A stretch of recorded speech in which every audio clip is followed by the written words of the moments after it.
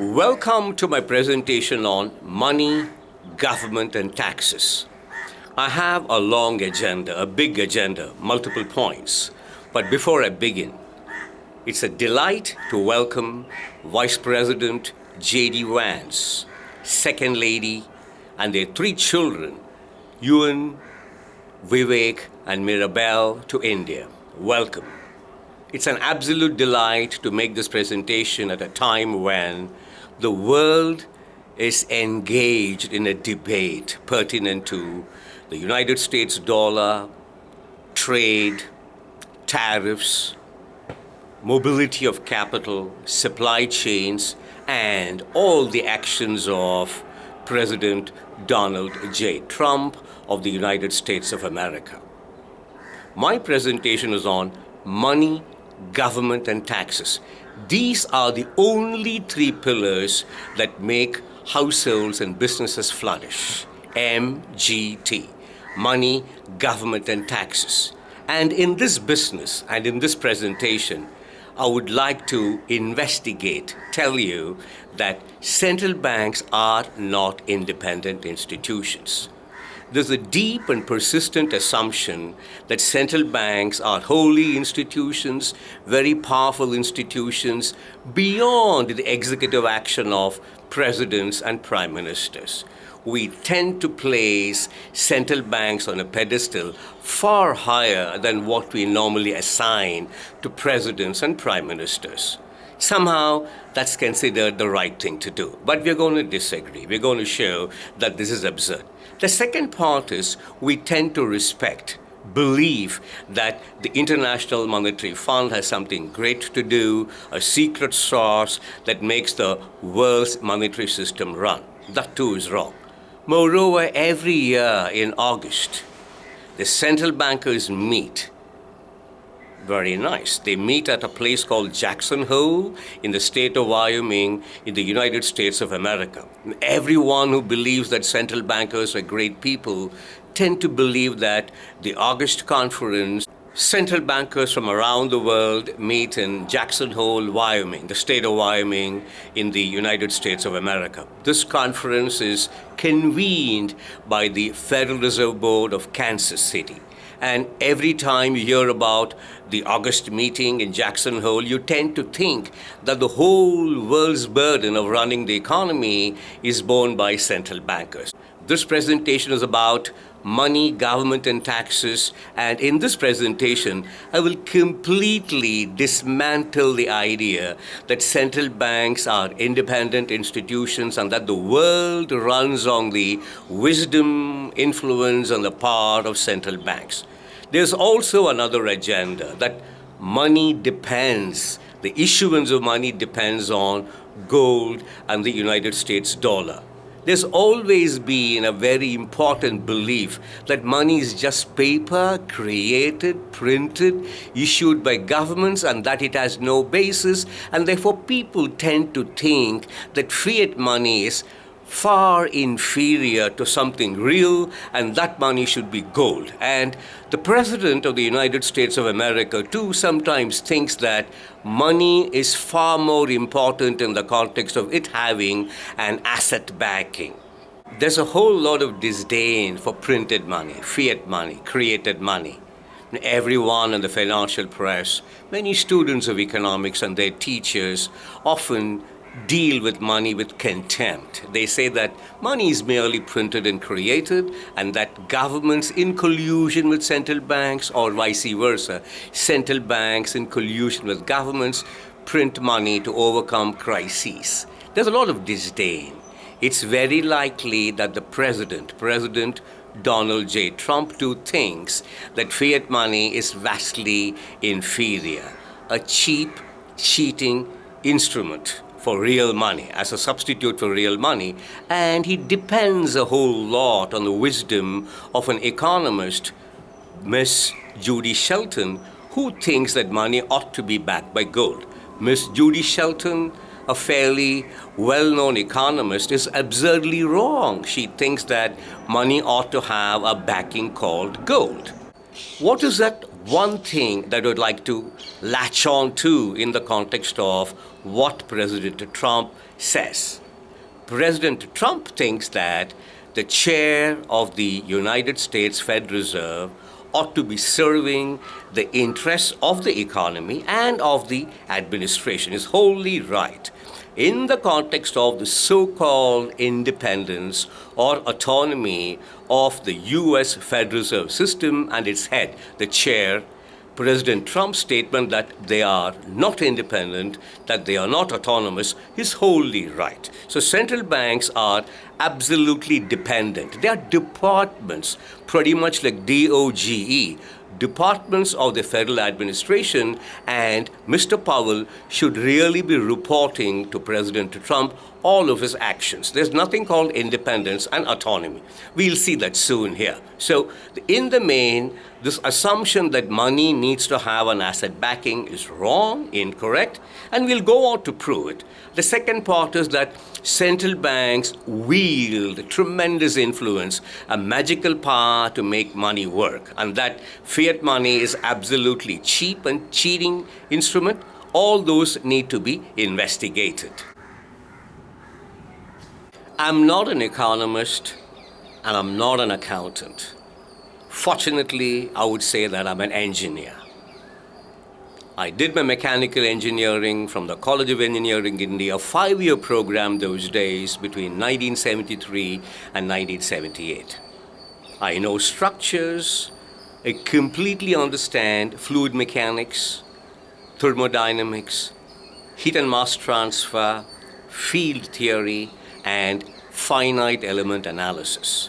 I'm going to give you an engineer's perspective of money, and I believe that I'm totally right, that you buy into my argument. Money does not require a basis asset or basic asset or a base asset called gold. Money does not require anything. Money really requires something far more rudimentary, far more powerful there. First, why do we need money? We need money because we specialize. If all of us could do everything that a monkey could do, we don't need money. Monkeys don't use money. Monkeys live by themselves. They don't transact with one another. There are no specialist baker monkeys. There are no specialist banker monkeys. There are no specialist architect monkeys because there is no division of labor. Monkeys don't use money. Monkeys don't use money. Monkeys don't need money because monkeys don't specialize. There are no baker monkeys. There are no banker monkeys. There are no accountant monkeys. There are no architect monkeys. There are no food specialists. Monkeys are monkeys. Each monkey does everything it needs to survive. But humankind is vastly different. We depend on specialization. We specialize. Some of us are bakers. Some of us make bricks. We are bankers. We are cooks, chefs, hairdressers, politicians, teachers, truckers, warehouse operators. There are a million jobs in this world. Architects, accountants, shipping engineers. So engineering is the basis for this presentation on money. So humankind comprises all manner of specialist people. And when do specialists actually thrive?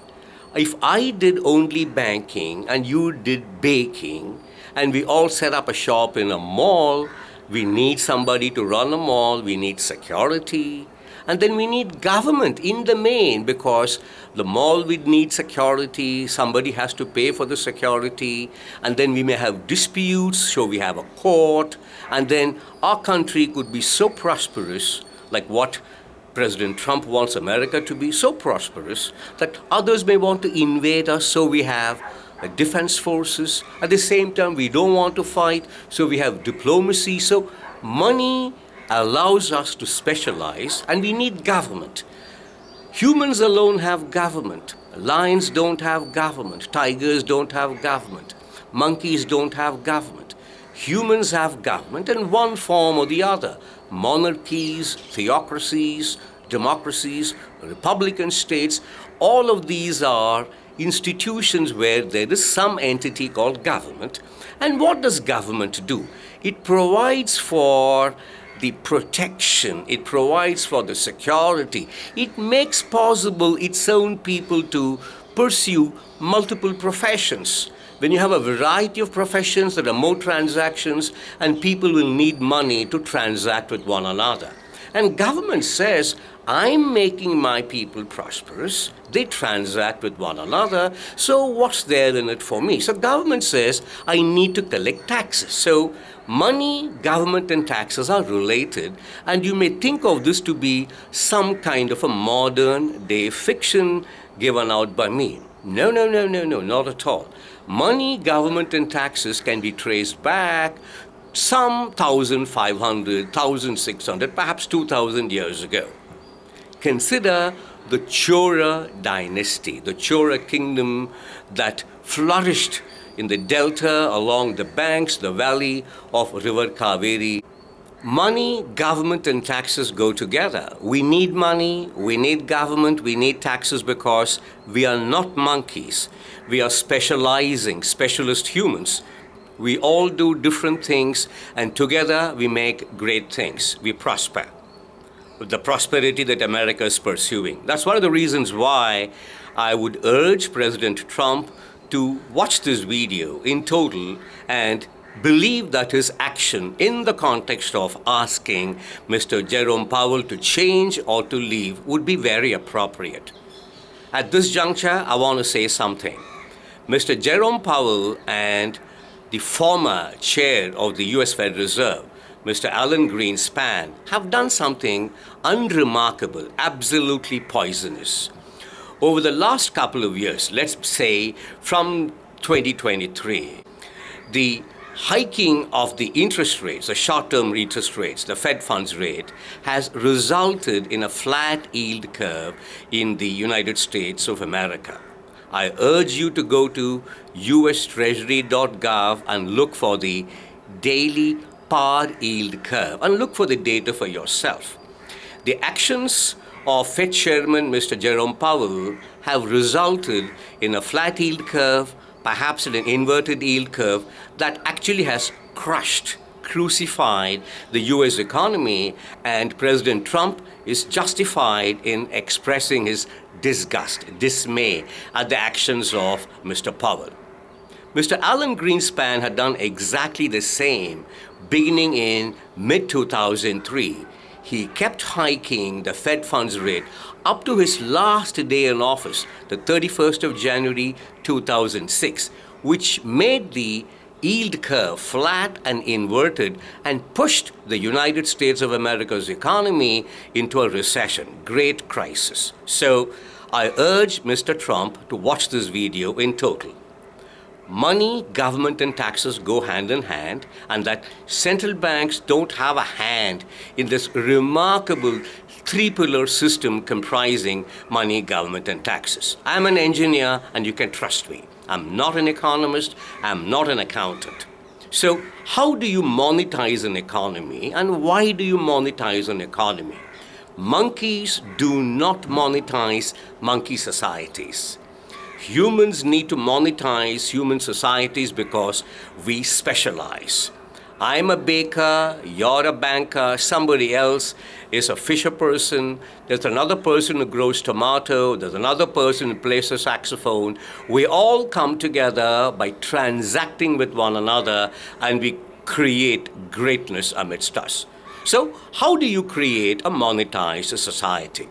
The Chora dynasty in southern India, the Chora dynasty in Tamil Nadu, great kings who flourished some 2,000 years ago. I was born in one of the hamlets, a village in Chora Nadu, a place called Madari Mangalam, in a place pretty close to Kuttalam, between Kumbakonam and Mailaduturai. I know pretty much how the Choras monetized their society.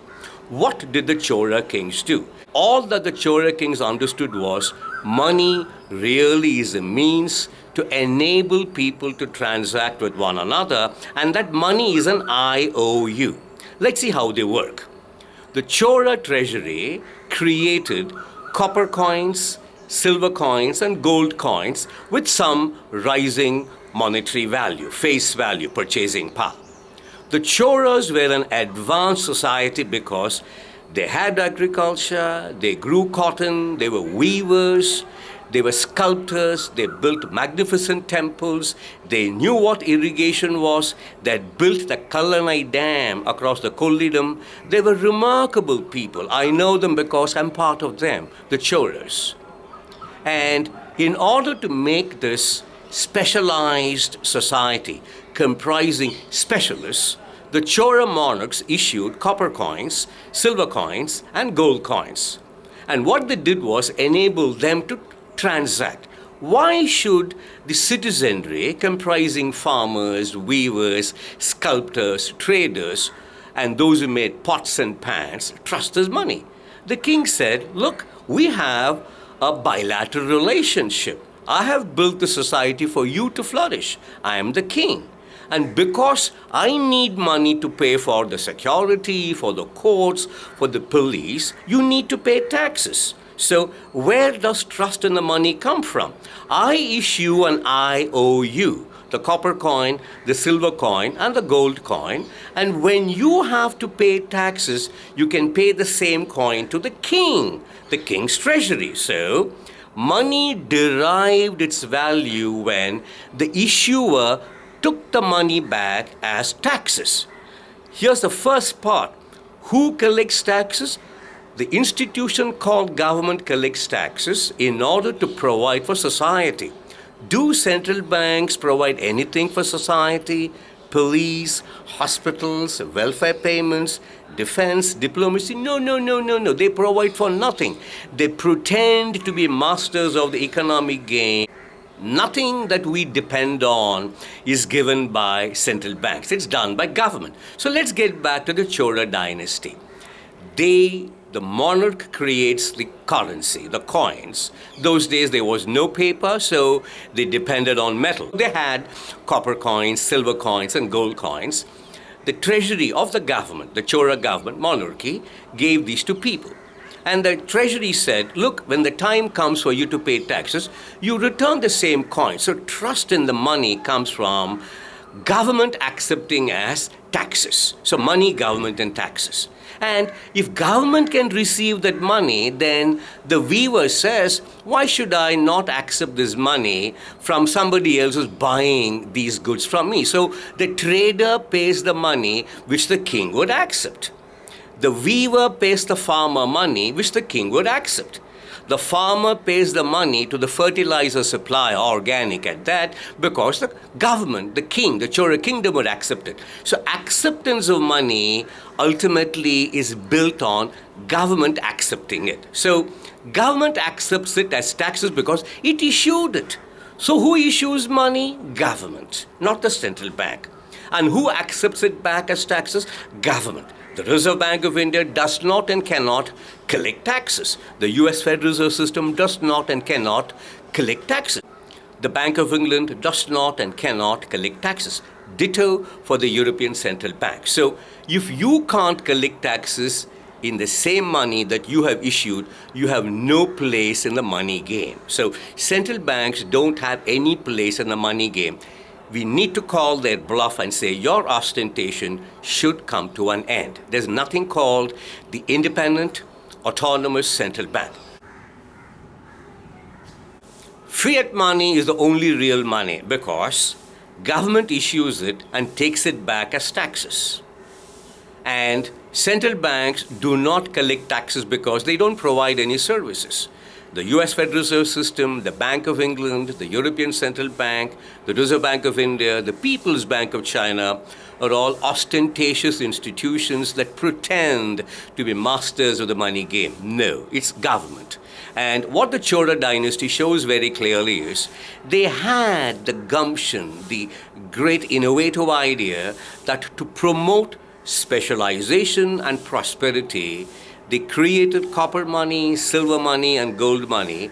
people transacted with one another, that money, fiat money, was accepted because the government that issued it would take it back as taxes. That is why money is an IOU. Let's now move to the modern economy. How does it work?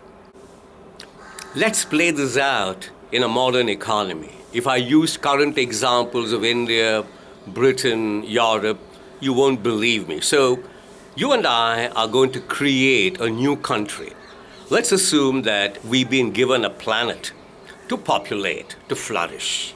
And there are millions of people from Mother Earth who are willing to be there. And of course, we will use the services of Mr. Elon Musk to transport us to the new planet. You and I have now created a country called planet. It's a real planet with oxygen, water, arable land, everything that Earth has, we have on this planet. Millions of miles away, billions of miles away, doesn't really matter. But we are competent enough to understand this wonderful gift, and we need to create a new way of living. But we are specialists, so we cannot come away from money. We need money. So we need to create money from thin air. In order to make this example work, you and I, we run this government. We are going to ask Mr. Jerome Powell to create a central bank of planet with a balance sheet. Mr. Powell would create money from thin air, digitize it, and give it to government. We're going to repay this money. But for him to know how much we have borrowed, we're going to issue sovereign bonds, planet sovereign bonds, to this central bank, the planet central bank there, and Mr. Jerome Powell is the head. So he has a balance sheet comprising, on the asset side, bonds that he has bought from you and me, from this government, and liabilities money because money is an IOU. Now we have money here, and what we do is we build the first spaceway, flyway, the pods for us to fly around. We create schools, we create hospitals, we do everything, and we pay one another. But because we run the government, they are beneficiaries. They transact with one another at the same time. They've been given an economic system, an ecosystem where they can flourish. So they pay taxes in the same digital money created from thin air. So government collects taxes as money. We'll call them planet money, planet units, planetors, doesn't matter. So in our country, the money unit is planetors, and Mr. Powell issued money to us planetors, and we sold bonds denominated in planetors. And once planetors are there with everyone on this planet, they flourish. They transact with one another, they all pursue efficiency, effectiveness, they flourish. And they pay taxes in planetors. Now, government is left with a lot of planetors collected as taxes. The real assets have been created by households and businesses living on planet. They got everything going, spaceways, hospitals, fantastic golf in space, anything that you dream of is there.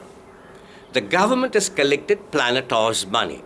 Now I knock at the door of Mr. Powell and say, "Sir, open the balance sheet. How much do I owe you?" He says, "You owe me 7 trillion planetors." "Why, sir?" "Because I've bought your bonds." I said, "Perfect, Mr. Powell. I give you the money back. You give the bonds back in return." And he says, "Excellent." So the digital money that he had given us goes back to Planet Central Bank. He can extinguish it. The bonds that I had sold, you had sold, we had sold to Mr. Powell comes back, we can extinguish it. So real money expires. Real money has no permanence. Absolutely important. Recall all the centuries of civilization. Their monies died. Did those civilizations die? Not really. Not really. Real money is transient. Real money is absolutely temporary, impermanent. It's created from thin air, it dies as thin air, and everything is cancelled out. I'm going to say this. Mr. Powell says, "We had issued money because you sold us bonds. Now you're giving the money back, we give you the bonds back. The bonds get cancelled, the money gets cancelled." Cancellation is a very important attribute of money. Cryptocurrencies don't have this. I wish to tell President Donald Trump that he's utterly wrong in supporting the cryptocurrencies economy. He's absolutely wrong as Miss Judy Shelton is in the context of money requiring a base asset such as gold. We'll come to this in a later episode. But for now, the fact that fiat money called planetos was created on planet, and we had Mr. Powell there. Mr. Powell is a very happy gentleman. He issued money because we sold him bonds, and then we gave the money back, the bonds are cancelled. In the context of money, it's so unreal, intangible, but without it, you and I can't flourish. Money is created from thin air by the government. It just happens that you have an accounting institution called the central bank so that there's discipline in the context of issuing money. I will talk about how indiscipline in the context of issuance of money can kill an economy in a later episode. But for now, we are very clear that money is created from thin air, makes us all flourish, specialize. Without specialization, you cannot flourish. And the government says, without taxes, I can't provide you all the services that enable you to flourish. So proficiency, profitability, all those things depend on government creating a system for us. And therefore we pay taxes. And we pay taxes in the same money that the government issues. This is fiat money. It kills itself so that we can live. And we get back to later episodes, but for now, my summary. Money is unreal. It doesn't require gold as a backing asset. Miss Judy Shelton is wrong. You don't need an asset to back money. What you need is government and its ability to collect taxes after providing for services. Money, government, and taxes go together. These are the three pillars of modern life, not central banks, not central bankers. Our respect for gold, our respect for central banks and central bankers, I think, has to be wiped off, diluted. We don't need them. Actually, we don't need them. Government can do it. President Donald Trump is the boss of the American economy. President Donald Trump actually is the boss of the US Federal Reserve System. What more? President Donald Trump is the boss of the American dollar, interest rates, everything, the yield curve, because the buck stops there. Mr. Donald Trump is accountable for the performance of the American economy. And the same applies to the Indian government, the British government too. And what this means is we need to look at one event in September, October 2022 in Britain.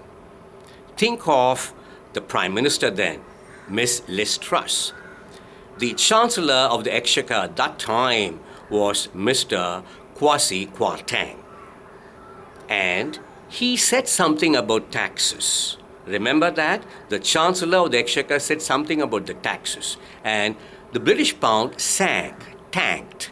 Why? Because the government, the British government, it was then Her Majesty's government, stood to lose a lot of tax inflows, and therefore, with declining tax inflows, the British pound had no value, absolutely no value. The pound sank. Mr. Donald Trump should be encouraged to ask why Mr. Jerome Powell has done what he's done. The flat yield curve since 2023 bothers me a lot. It strangled the American economy. The other assumptions, such as money requires gold backing, Mr. Trump should disassociate himself from the wisdom of Miss Judy Shelton. Gold has nothing to do in the context of the value and the vitality of the American dollar.